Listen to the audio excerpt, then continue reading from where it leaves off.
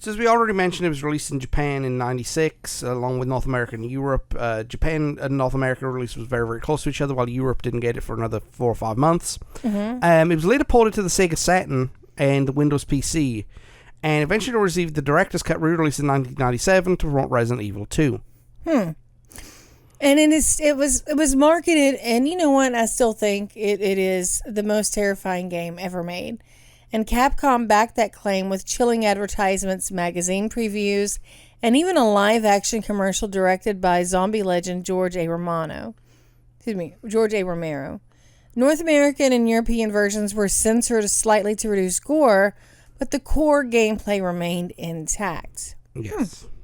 Yeah, that's the thing I love about certain things, when it comes to the Eastern and Western versions of games. Right. What is acceptable in Europe is not acceptable in Japan, and what's acceptable in Japan is not acceptable in Europe.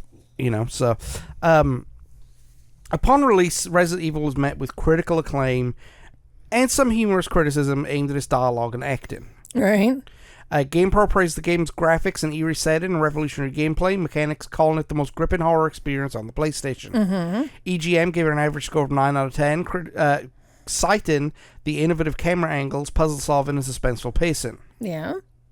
IGN gave the game a 9.0, praising its unique blend of action, exploration, and horror, though noting the clunky tank controls as a learning curve. Yeah.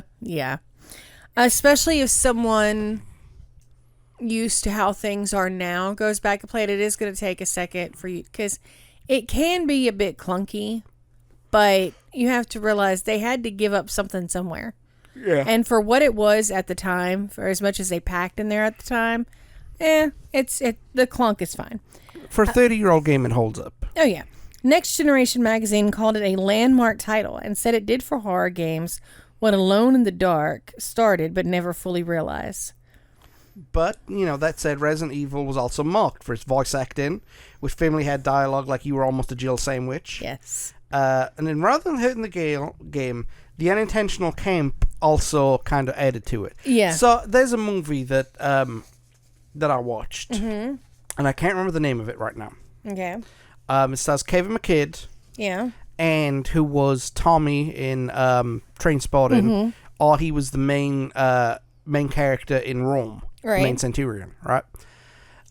And it's a werewolf movie, basically. Okay. It's I don't want to go off on a tangent, but hear me out.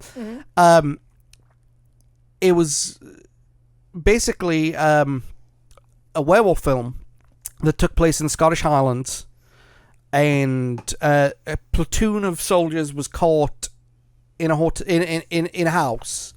Right, with werewolves circling. Right. And one of them infiltrated the house and ate the sergeant. Oh, no. And the sergeant, as he's being pinned up against the wall, he knows his time's up. He goes, you know what? I really hope I give you indigestion.